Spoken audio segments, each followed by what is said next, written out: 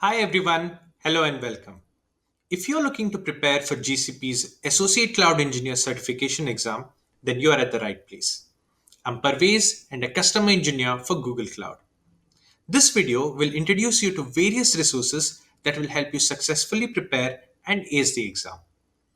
In a previous video, I spoke about Google Cloud Career Readiness Program and discussed some fundamental concepts on cloud and GCP. If you haven't watched it already, I would highly recommend you to search for Google Cloud Online Study Jam and watch the video to kickstart your learning. If you've already seen it, welcome back. It's time to go one step further and conquer your certification. With that, let's take a quick look at today's agenda. We'll start off by answering the most important question. Why are certifications so important and what role do they play in shaping your career? We'll also be learning some key concepts on GCP that will help you better prepare for the exam. Please grab a pen and paper for this section if you want to take down some notes. We'll also take a quick look at some of the practice questions. Now, these questions have been designed to help you get accustomed to the kind of questions that you can expect in the actual exam. And finally, I'll show you how to schedule your exam and get help when you're stuck. Alright, let's get started. So, why are certifications so important? Certifications are essential to validate an individual's mastery and competency of a given technology. As a student, you would like to present yourself as the best prepared candidate a company could ever consider. And that's where certifications play a vital role. They help you showcase that you can contribute positively to the overall success of the organization. By getting certified, it not only helps you acquire proficiency in that particular technology, but also acts as a testament to your skills. Certifications also give you key competitive advantage in your career growth. From a learning and professional development perspective, certifications ensure that you're on top of current technical developments and industry trends. With that, let's talk a little bit about Google Cloud certifications. Why should you be Google Cloud certified? Now, there are multiple reasons to it. Being Google Cloud certified simply demonstrates to an employer that you possess the necessary skills to manage the various products and services on Google Cloud platform. Keep in mind, with significant advantages in big data processing and analytics at scale, Google Cloud is the fastest growing cloud. And whether you're just beginning your career in cloud or have experience with other cloud solutions, validating your technical skills by getting certified on GCP will help you demonstrate that you have the technical skills to drive business successfully in today's highly competitive market. Certification gives you tangible benefits as well. In an independent study of users who were certified for at least 6 months, recipients of Google Cloud certifications provided positive feedback about the impact of the certification. 80% of those who applied for a new job received at least one job offer. 1 in 3 certified users received a raise or acquired a job for higher pay. And 70% say Google Cloud certifications helped them to grow in their current job. Now, there are different Google Cloud certifications that are available. So, which certification should you get? If you've just started your learning path on GCP, Associate Cloud Engineer certification is the one for you. And this is exactly what I'll be covering in today's session as well. The ACE certification or the Associate Cloud Engineer certification assesses one's ability to plan, deploy, and ensure successful operation of a cloud solution. And there is a professional track as well. Now, the professional level certifications are great for individuals who are responsible for designing architectures and have to work with multiple business stakeholders on a daily basis. The professional level certifications don't just assess your technical knowledge on GCP, but also assess how you map business requirements to technical solutions using Google Cloud. With that, let's start talking about Associate Cloud Engineer certification. There are some amazing benefits that you unlock. Firstly, the Google Cloud certification helps you distinguish yourself from your peers. Your flaunting badge is simply an indication of this. The ACE certification helps you widen your network and exchange your ideas in the Google Cloud certified community. You can connect with your peers and Google's experts to learn about new services and the latest trends on cloud technology. But first things first, as I mentioned earlier, the Associate Cloud Engineer certification assesses your ability to plan, deploy, and ensure successful operation of a cloud solution. So navigate to the Associate Cloud Engineer certification page and thoroughly review the syllabus.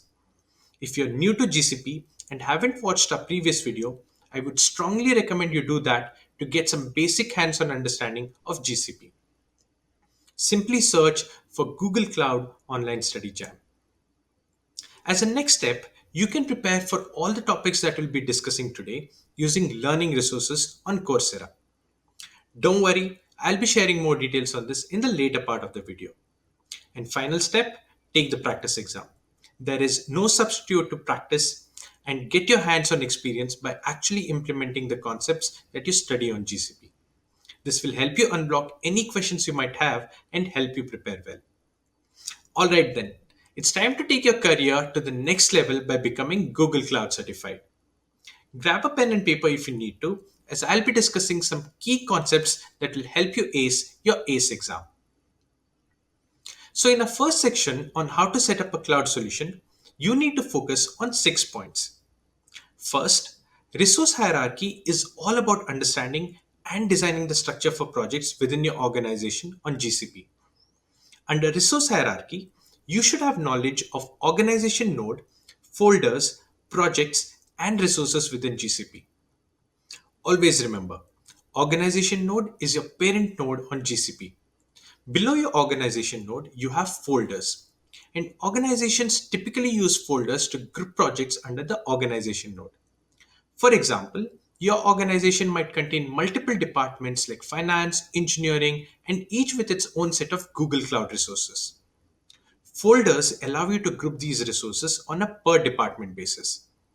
While a folder can contain multiple folders or resources within it, a given folder or resource can have exactly one parent. Next comes the projects. Think of a project as a virtual boundary within which all your resources are hosted. Continuing our previous example, let's say under the folder engineering, the team has set up multiple environments for development, testing, and production. To ensure clear segregation methods are followed, you would ideally create separate projects for development, testing, and production. And finally, the resources part. They include all products and services that are used to accomplish technical and business requirements. Moving on, let's talk about identity and access management. Always remember two things when it comes to IAM. First, IAM controls who needs what access and on which resource. And second, always follow the principle of least privileges when granting permissions. For example, when considering who needs what access and on which resource, who refers to the user or identity that is requesting for permission, and access refers to the kind of permission that a user needs on a particular resource. This particular thing is determined by rules. And finally, the resources part. Compute Engine virtual machine instances, Google Kubernetes Engine clusters, and cloud storage buckets are all Google Cloud resources. The organizations, folders, and projects that you use are also resources. Talking about APIs, every resource on GCP can be controlled by an API. Directly or indirectly, you will be accessing some service in your application. So you should have a fair knowledge on how you can enable the APIs. Talking about Stackdriver, this is your one-stop solution for all your logging and monitoring needs within GCP. One thing that you should be thorough about, the difference between logging and monitoring. Now, while logging allows you to store, search, and alert on log data and events within GCP, monitoring provides visibility into the performance, uptime, and overall health of cloud powered applications. It does so by collecting metrics, events, and metadata from GCP. So, get started, create a simple workspace, and understand this component. As you will be using the resources, you will be charged for them accordingly. So you should have a clear idea about how billing works on GCP. I'll be discussing about this in just a few minutes. Finally, the Cloud Shell CLI. For your certification exam, it is expected that you know how to install and configure the CLI, especially Cloud SDK. I've covered a detailed lab in my previous video as well. Please review it once and get accustomed to the different commands like gcloud, gsutil, etc. Alright, let's talk about the second module now. Planning is key to every project. Be it cost or which product to use, make sure you plan for the future. So, how do you calculate cost? GCP has a pricing calculator which is publicly available. You can access it by going to cloud.google.com/products/calculator. You will be asked to select a product and enter its estimated usage. And that's it.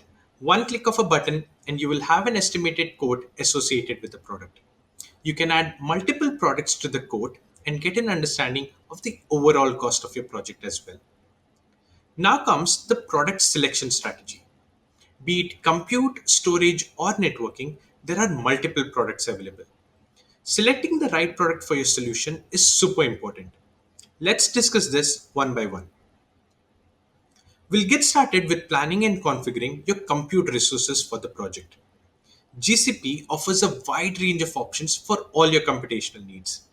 But how do you decide which is the best one for your technical and business requirements? Let's take a look. Few questions that can help you pick the right product. Are you looking to build a monolithic application? If yes, then pick Compute Engine. If you're used to managing virtual machines in your on premises environment or other clouds and want a similar experience on Google Cloud as well, then select Compute Engine. It offers scale, performance, and value so you can easily launch large compute clusters on Google's infrastructure.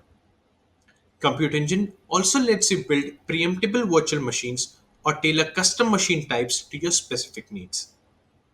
But if your application is containerized or microservice based, then select Google Kubernetes Engine. GKE is GCP's managed production ready environment for deploying containerized applications.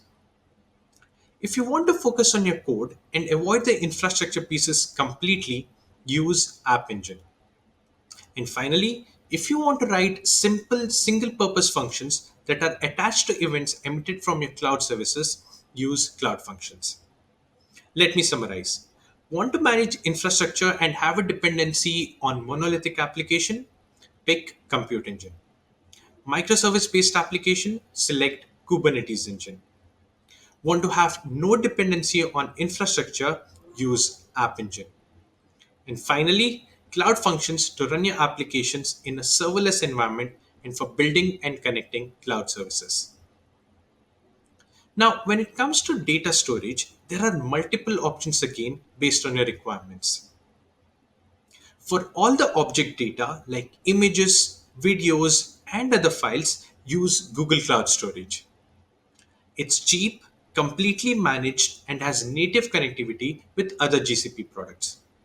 If your requirement is to save and process relational data, you have two choices: Cloud SQL and Cloud Spanner. If you need horizontal scalability, go with Spanner. If not, Cloud SQL should suffice. Another key criteria is the volume of data being stored. If your requirement is to store terabytes of data, go with Cloud SQL. But if your requirement is to store petabytes of data, use Cloud Spanner. Now, as for non-relational databases are concerned, we have Cloud Firestore and Cloud Bigtable. While Firestore is great for document-based data, Bigtable is deeply integrated with the Hadoop ecosystem, including H-base API, and is great for time series like hybrid analytical processing applications. If the requirement is to store wide column store data, you can choose Cloud Bigtable. For your data warehouse use cases, select Cloud BigQuery. It is a serverless, highly scalable, and cost effective data warehouse. The advantage of using BigQuery is that you can query your data using simple SQL like queries. And finally, if you have a mobile application and need to manage data originating from that, select Firebase. Moving on to networking, the networking services on GCP are broadly classified into four categories: connect, scale, optimize, and secure. Services like Cloud VPN and Cloud Interconnect will help you connect your on premise resources to GCP and establish a secure channel between them. Cloud VPC provides global, scalable, and flexible network for your cloud based services. You can think of a VPC network the same way you would think of a physical network, except that it is virtualized within Google Cloud. Now, networking services like load balancing offer scaling up and down of backend instances based on the incoming traffic. Cloud CDN allows you to cache objects closest to the user, thereby reducing latency. The optimized networking services focus on customizing the network to optimize for performance and cost. Now, there are two variants within this: the standard tier and the premier tier. The standard tier uses regular ISP networks to deliver traffic, while the premium tier uses Google's premium backbone to deliver traffic. Always remember, use premium tier to optimize for performance and use standard tier to optimize for cost. Finally, services like Identity Aware Proxy and Cloud Armor ensure security and protect against any malicious activities and intruders. Moving on to our next topic, the implementation details play a vital role in learning cloud services. While deploying and implementing compute engine resources, you should know how to deploy the instances, instance templates, and instance group using both Cloud Console and Cloud SDK. Also focus on generating the SSH keys and managing the resource quotas. While you're at it, go through the process of configuring a virtual machine for stack driver monitoring and logging as well. On the other hand, for deploying and implementing Google Kubernetes Engine, understand the cluster creation process. You should also be familiar with deploying the container application to Google Kubernetes Engine. When it comes to deploying and implementing App Engine, Cloud Run, and Cloud Functions, understand the steps to deploy an application, updating scaling configuration, versioning, and traffic splitting. The best way to get an understanding of these concepts is to get some hands on experience. So go for it. To deploy and implement data solutions, familiarize yourself with the steps to initialize data systems and loading data for data storage options. To deploy and implement networking resources, practice the steps to create VPC, subnets, firewall, and configuring the resources within the VPC. Also, implement the load balancers for traffic management of all your applications. Now, to deploy a solution using Cloud Marketplace, first get an understanding of what Marketplace is. This will be easier in understanding the deployment section. Your knowledge of infrastructure as a service and platform as a service will be very handy here. And finally, learn how to deploy application infrastructure using Cloud Deployment Manager template. Now, in any project, once the implementation is done, the next big role is to ensure the day to day operations and managing of resources are successful. Let's talk about this in brief. To manage compute engine resources, you should know how to start, stop, and delete the instances. Also, understand the working of snapshots, images, instance groups, and management interface. To manage Google Kubernetes Engine resources, understand the working of nodes, pods, services, and container registry. If you need to understand more on this, please review the lab that I've covered in the Google Cloud Online Study Jam video. To manage App Engine and Cloud Run resources, you should know how to split and merge the traffic. Also, go through the scaling parameters for auto-scaling instances. To manage storage and database solutions, you should know how to move the objects to cloud storage and to transfer data between different storage classes. Remember, there are five storage classes: multi regional, regional, nearline, cold line, and the newly added one is dual region based. To manage networking resources, understand the process to add the subnets in the existing VPC, reserving the static IP, and expanding a subnet to have more IP addresses. For monitoring and logging, understand how to create stack driver alerts based on resource and custom metrics. Also, you need to understand how to configure log syncs to export logs to external systems. You will also need to understand how to view and filter logs in Stackdriver. Please create a sample environment and gain some hands-on experience in this particular domain. The last section and the most important section is managing the access control and security on GCP. Understanding identity and access management and security policy will help you configure the access and security for all your applications. Always remember, a service account is a special kind of account used by an application or a virtual machine instance and not by a person. Applications use service accounts to make authorized API calls within GCP. Cloud audit logs help security and compliance entities maintain audit trails within Google Cloud. With audit logs, your enterprise can attain the same level of transparency over all your admin activities as in an on premise environment. Let's take a look at this example to understand the security aspects on GCP. In large companies, the management of network and security resources such as firewalls are typically managed by a dedicated team, which is different from the development team. Now, the development teams may want the flexibility to launch instances and carry out other actions related to instances in their projects. Let us grant Bob at example.com the compute network admin role at the organization level and Alice at example.com the compute instance admin role on her project A.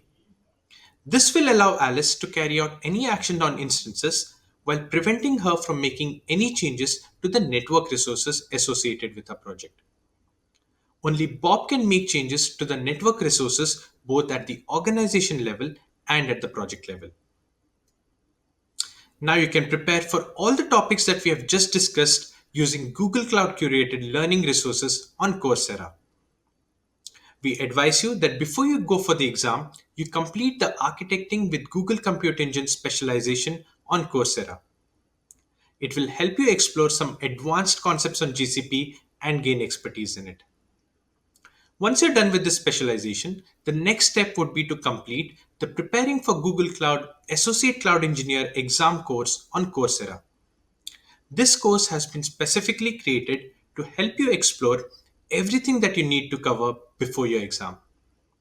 To get hands on experience, we recommend you to complete the following quests and skill badges on a hands on training platform called as Quick Labs.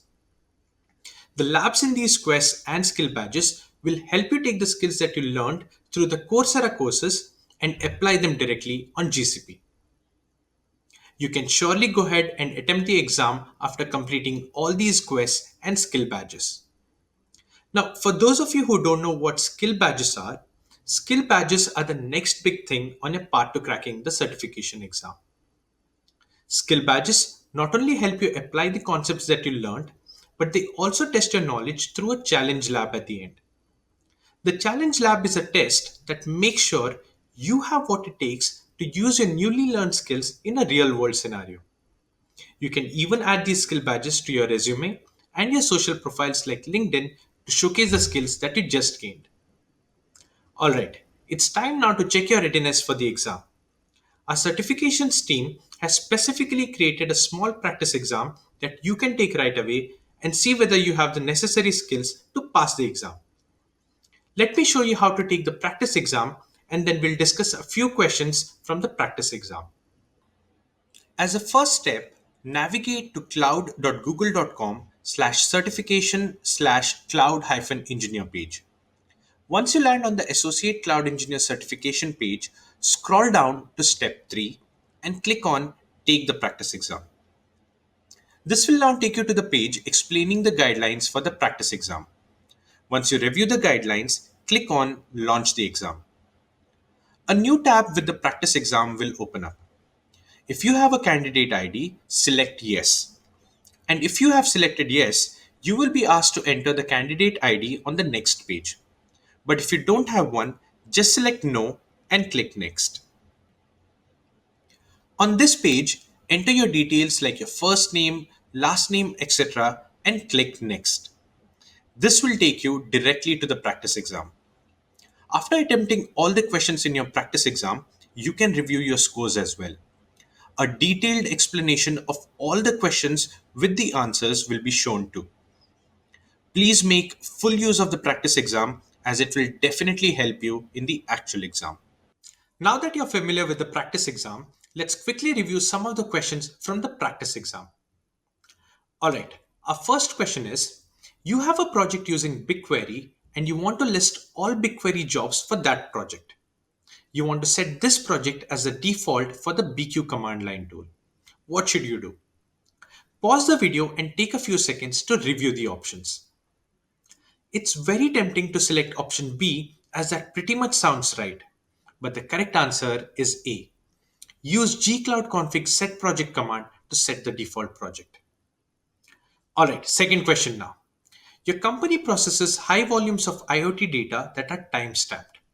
The total data volume can be several petabytes, and the data needs to be written and changed at a high speed.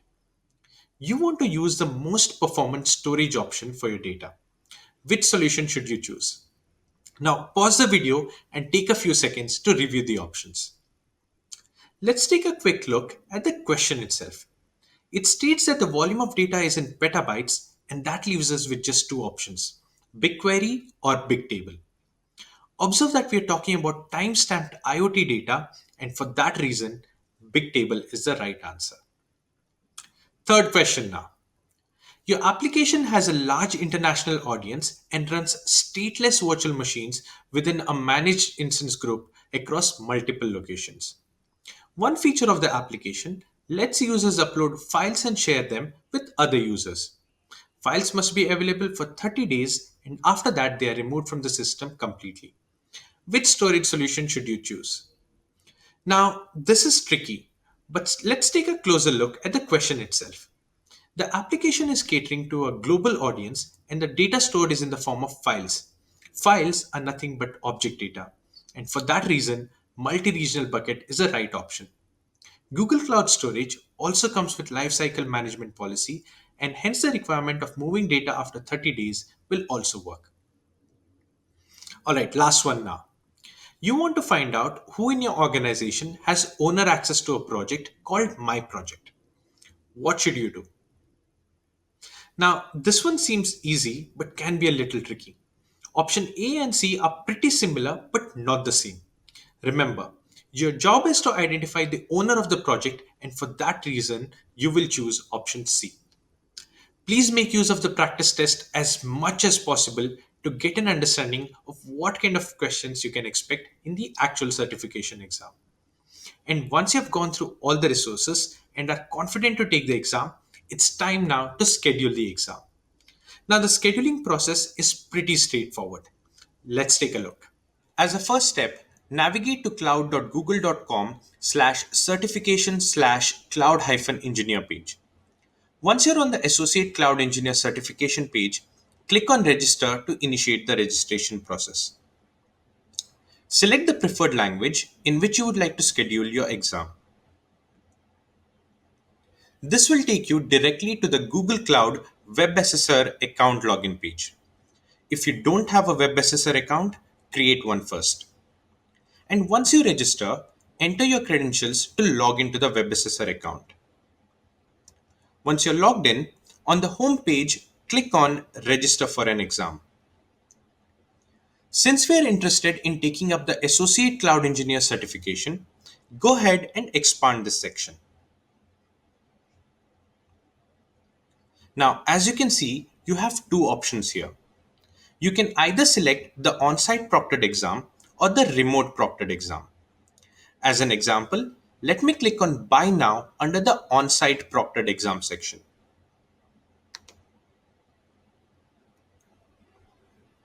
Now, based on your geographical location, you will be shown a list of authorized test centers. Select the one that's convenient for you, and at the bottom of the page, click on Select.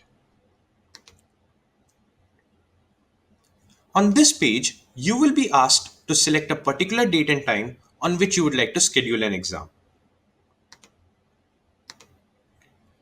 Please review the guidelines mentioned here thoroughly, and if you agree to the terms of service, click on I acknowledge option and hit select at the bottom of the page. On this page, review all your details once again. If you have a coupon code, you can enter it now and click on apply. If you're enrolled in the Google Cloud Career Readiness Program, you can avail an amazing discount on the exam fee as well. Please reach out to your faculty member today for this information. Once you've reviewed all the details and if everything looks good, Click on Checkout to enter the payment details and schedule your exam. One thing to note, if you have selected the online proctored exam, you have a couple of additional steps to perform after the payment is completed. Click on My Assessments to install the Sentinel software and enroll yourself in biometrics before the exam. And if at any stage you run into issues, please reach out to us immediately. I'll discuss how you can get help in just a few minutes. Few points to keep in mind regarding your exam. You can take the exam online or schedule your exam at a criterion authorized test center. Register early as the test center availability is limited. The duration of each exam is 2 hours and exam questions are multiple choice and or multiple select. When answering, there might be several options that seem correct, but there is only one option that satisfies both technical and business requirements. Choose the best, even if the others might work. We are testing for Google best practices. You can go back and review earlier questions at any time during the exam as well. Paper, pens, or pencils are not allowed during testing. And if you're stuck at any stage, please reach out to us for help. You can reach out to us directly via support.google.com/cloud-certification page. We know that you might have a lot of questions while preparing or after signing up for the exam. So please make use of a cloud certifications support channel. Most of the frequently asked questions have already been answered here. But if you think that your query is not listed here, then simply raise a support ticket using the Contact Us section. And that marks the end of the video. I hope you learned something new today and I wish you all the best for your certification exam. Good luck.